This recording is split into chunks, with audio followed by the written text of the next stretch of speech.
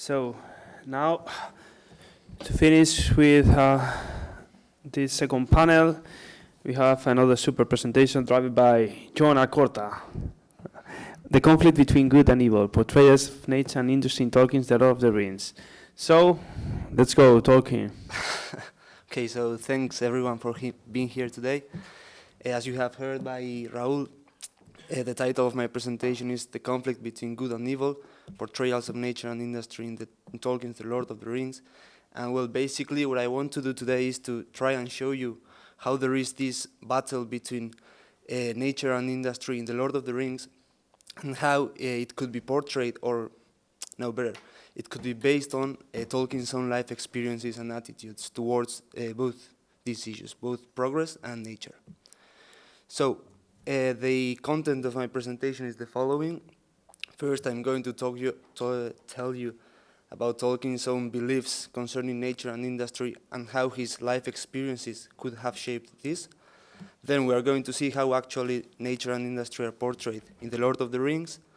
And then in a third part, we are going to see something that Maggie has already talked about, how certain characters are classified as good or evil characters depending on their, let's say, attitudes and relationships with nature. So if they live in harmony with nature, they are good characters, and if they go against it, are evil characters. And finally, we are going to draw some very general conclusions. So to start with, Tolkien's attitudes and life experiences, we know that his attitudes concerning nature and industry were very strong. He loved nature while he rejected progress and especially industry due to the consequences of this on the environment, right? And I would say that these attitudes could be traced back to his very own life experiences. We know that from a very early age he was on the move. He was born, as you can see, in South Africa, in Bloemfontein. But when he was very young, he moved together with his mother and his younger brother to the industrialized city of Birmingham in England. And then they moved to the small hamlet of Surhole and then back to Birmingham again. So for example, if we take the case of Surhole, we know that Surhole was a place in deep contact with nature. There were woods, there was a river, there was even a mill. And Humphrey Carpenter, in his biography of Tolkien, says that this was of pivotal importance for Tolkien's development, mainly because it developed his love for trees. And Carpenter goes further, and he says that Tolkien did not only like somehow being among trees or drawing trees, but that what he enjoyed most was talking to trees. So here we see that Tolkien thought of nature as something full of life, something that he could even talk to. On the other hand, we have Birmingham, and Birmingham was completely the opposite to Surhole. As we have said, while in Surhole, Tolkien had the mill, the river, and the woods, in Birmingham he will encounter the factories, the fumes, the traffic, the pollution, the waste. So it is no wonder that, as he himself said, he felt trapped in the city. We know that also once he went back to Surhole when he was a grown man, and he saw that Surhole was not anymore what it used to be. It wasn't a place in contact with nature anymore, but somehow, let's say, progress had been implemented in Surhole as well. So ever after, when he was witness of a spoiled natural environment, he would feel miserable. And also, we know that in his last years, he even rejected driving and owning a car because of the effect that this could have on the environment. So we see that his attitudes were very strong, and that, in fact, he was very true to his beliefs. So now, how are nature and industry portrayed in The Lord of the Rings? First, I think that it is very important to bear in mind that nature is not a passive object anymore. Nature is a very active agent, and this activeness can be found, for example, in the figures of Treebeard and the Ents or Caradhras. Treebeard and the Ents are basically trees who have human characteristics, since they can move freely and talk. And Caradhras, which is a mountain and is also called the Cruel, seems to have life of its own, since it will do anything in its hands to prevent the Fellowship from crossing its paths. Here, I think there's a very interesting idea put forward by John Garth when he said that the very basis of Tolkien's whole mythology was the everlasting battle between good and evil. And I think that in The Lord of the Rings, this could be translated as the battle between nature and industry. So, and here is what Maya said before, we are going to see now how there is a very clear distinction, how there's a very clear line drawn between certain characters depending on their relationships with nature. So as I said before, there are certain characters who are going to live in harmony with nature, who are going to love and respect nature. And so these characters are going to be presented to us as good characters. On the other hand, we are going to find certain characters who somehow see nature as an obstacle to get their objects. So they are going to go against nature and destroy nature. And these characters are going to be presented as evil characters. So let's start with those characters that are portrayed as evil. I think that the two most clear examples of evil characters in The Lord of the Rings are Saruman and Sauron. However, it is interesting to bear in mind that none of them were originally evil. If you remember, or if you don't know it, Saruman was an Istari, a wizard, and Sauron was a Maiar. And none of them were originally evil. However, what happens is that they become corrupt. And they became corrupt because they wanted to be more powerful than what they were meant to be. And so in this quest for gaining power, they are going to embrace industry, and they are going to see industry as a shortcut to gain this power. And so by embracing industry, they are going to dismiss nature, and they are going to go against nature, and thus they are going to become also evil characters. So for example, in the case of Saruman, we know that Saruman lives in Isengard, in the Tower of Orthanc, and we know also that Isengard was originally a place in contact with nature. There were trees, there were streams running through it.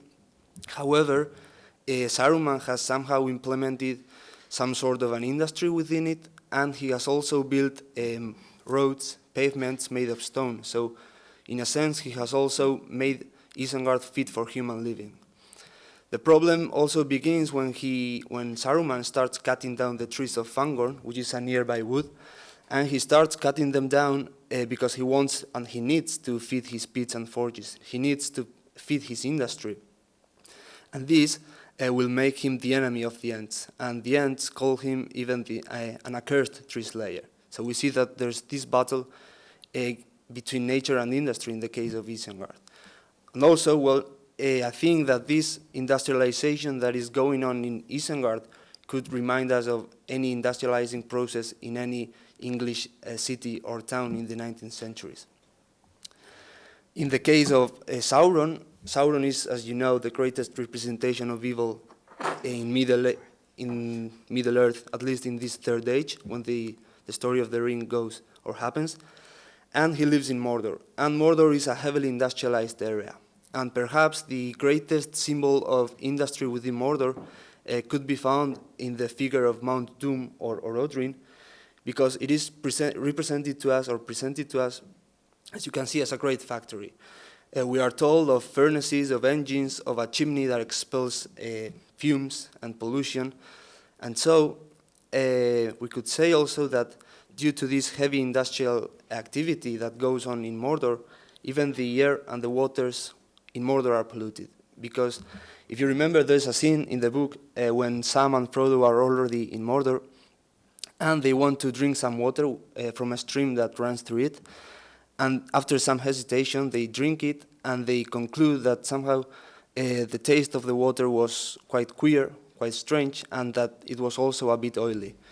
So here we see that also due to this pollution, the water of Mordor is not fit for human consumption. On the other hand, we find those characters that could be classified as good and are in fact presented to us as good characters. And in this section, I'm going to talk about first Treebeard and the Ents, and then I'm going to hint at the figure of Galadriel, but more indirectly. Which is important here is that, these good characters are going to convey the idea of an everlasting and extremely powerful nature. So, taking the example of Treebeard and the Ents, what we know about Treebeard, which is somehow, if you want, the leader of the Ents of Fangorn, Gandalf tells us that he is the oldest of all living things, and that he is at the same time perilous, that he is dangerous. So now if we take the Ents and Treebeard as symbols of nature, and we take into account again what Gandalf tells us about him, we could conclude two things. First, that nature was before men were, and second, that if we somehow disrespect nature, if we dismiss nature, if we go against nature, we are going to get punished. And this is in fact what happens to Saruman in Isengard. As we said before, Saruman has developed an industry within Isengard, and he has cut down the trees of Fangorn, and these have made him the enemy of the Ents. So now in this case, nature, in the figure or with the form of the Ent, is going to come back, and is going to strike back, and is going to destroy everything that Saruman has created in Isengard. So we see that there's this everlasting nature, this nature that outlasts men's deeds, and at the same time, which is extremely powerful, of course. And the second example of these good characters is found in the chapter that is called The Scoring of the Shaya. This is a chapter that is located at the very end of the story, and it is when the four hobbits return back home from their adventures in the East, and the War of the Ring is over and everything's fine. And what they find is that the Shire is not anymore what it used to be. The Shire is not a place in contact with nature, with trees and streams running through it. However, it is a place in which industry and progress have been implemented. And in fact, what happens in the Shire is the same that happened in Isengard with Saruman, because even Saruman is behind what happened in the Shire. And we are told that what Saruman has done is basically cutting down the trees of the Shire. He has built large brick buildings. He has built chimneys, that expel fumes again. So there's this pollution as well. There's waste everywhere. And again, this image of the waste, of the pollution, of the fumes, and these chimneys and the large brick buildings remind us again of any industrialized area in England with those red brick buildings, right? Even there's another trace of progress that has been implemented in the Shire, because it seems that some sort of a capitalist economy has been implemented, and, well, a capitalist economy where there are masters and there are low-rank workers, right? And a very clear example of this could be found in the case of Ted Sandyman. Ted Sandyman's father used to own the mill in the Shire. However, Ted Sandyman, as the heir of his father, does inherit the mill, but he's not the master of the mill anymore. Somehow he's working in his own mill, but he's working for another master. So he's a low-rank worker in his own mill working for another master. And as I was telling you, I was going to talk about Galadriel in this example, because it is by means of her that this idea of nature, of an everlasting and extremely powerful nature, is brought to us. More precisely, it is brought to us by means of the gift that Galadriel gave to Sam. If you remember, when the Fellowship of the Ring are about to leave Lothlorien, Galadriel gives to each of them a present. And in the case of Sam, she gave him a small box with some dust in it and a small nut as well. And so now Sam, who's desperate because somehow nature has been got rid of from the Shire, and he thinks that the following generations are not going to enjoy nature the same way as he did, somehow he's desperate, and he decides to, as a last resort, spread all the dust around the Shire and to plant the nut in the place where the party tree used to stand, because even the party tree has been cut down by Saruman. And so, all of a sudden, and thanks to the power of Galadriel that resided in this dust and this nut, nature is back again in the Shire. So there are trees again, there are flowers, there are bushes, there's everything back again. So here we see this image of a very powerful nature that no matter what we can do, what men can create or men can destroy, in fact, nature is going to come back always and is going to reclaim its space back again. And so, as a conclusion, as a general summary of what has been said, we have seen how nature and industry are portrayed in a very specific way in The Lord of the Rings, and how this could respond to Tolkien's own attitudes, which could be in fact based on his own life experiences regarding nature and industry. And we have seen again also how a quite clear distinction is made between certain characters, and they are thus portrayed and classified as good or evil characters. And finally, I would like to point out this idea of that exists within the image of nature, and I think that we are somehow transmitted, we are conveyed an image of nature which is a dual image of nature, which is at the same time an extremely powerful nature, as in the case of Treebeard and the Ents, for example, but also a very beautiful and compelling nature, as in the case of Lothlorien. And that's it. Thanks for your attention.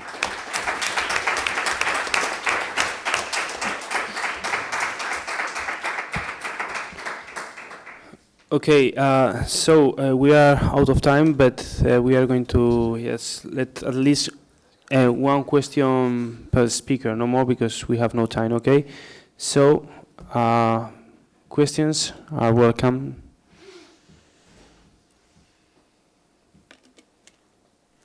Thank you all you three for your speeches.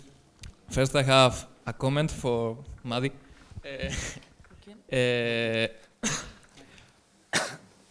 I liked your presentation, but I missed the Balrog, this evil creature that lives in the very deep of Moria, and I think that it has to be been in your presentation because it represents that evil that you were talking about, I think.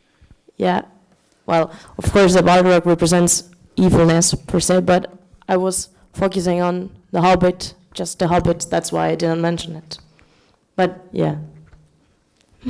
And then for John, you talk about how the industry is portrayed as kind of bad thing, but I thought about the dwarves. They mine, they smelt the metals, that's an industry in a way. Yeah, thing is that I think that there's a clear distinction between heavy industry, which is portrayed in the case of Saruman and Sauron, for example, and another industry, much smaller scale industry, if you wish, a craftsmanship, as in the case of the dwarves and the elves as well. Yeah, I think there's this distinction that there's an industry which is better than another one, because the industry of the elves and the dwarves does not destroy the earth as much as does the industry of Saruman and Sauron, for example. Thank you.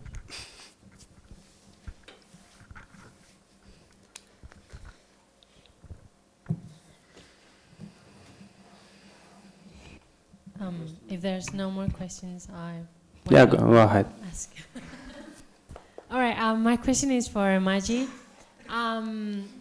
It's because you talked about the fear of the unknown and the fear, well, in the end, is a fear of the ugliness in a way. So I was thinking that at least I thought that you portrayed an image of that novel as a Disney kind of an image, because you talk about the ugly characters as the evil ones and the beautiful characters as the good ones. And for example, going back to Harry Potter, which is my topic, in Harry Potter, what is the thing that amazes me is that the evil or the good is portrayed either in beautiful or ugly characters. Does it make sense to you? I mean, for example, Voldemort, when he wasn't Voldemort, when he was Tom Marble or Tom Sorbo or Riddle, he was beautiful, and he was evil as well. But still, he was beautiful. That's the point of my idea, okay? And Harry, well, he's okay if you want to. He's beautiful, but still he has a half of Voldemort inner character into his beautiful self, and it's not ugly. Does it make sense, or am I? I'm not gonna say crazy. Well, I'm not an expert on Harry Potter, but well, about Tom Riddle, as far as I know, he can be beautiful at the beginning, but once he becomes Voldemort, he's the ugliest character ever. I mean, But that's the only character that might be ugly and evil, because then you have all the followers, and then they are not portrayed as ugly. They are just evil, but not ugly. And then again, Dobby, for example, Yeah. Dudley is ugly, but he's he's charming. He's a beautiful character. But same. It's the same. Sorry, No, continue. it's the same as Gollum. Yeah, that's what I As well, was but going to he's say. ugly as hell. Yeah. So Dobby is not ugly. But I didn't want to say, or at least give the message that the beautiful ones are the good ones and the ugly ones are the evil ones. But that the ones that fit in the definition of monster are, in this case, in this novel at least, the evil ones. But of course, I mean, not all the good characters are portrayed as beautiful, or I don't know.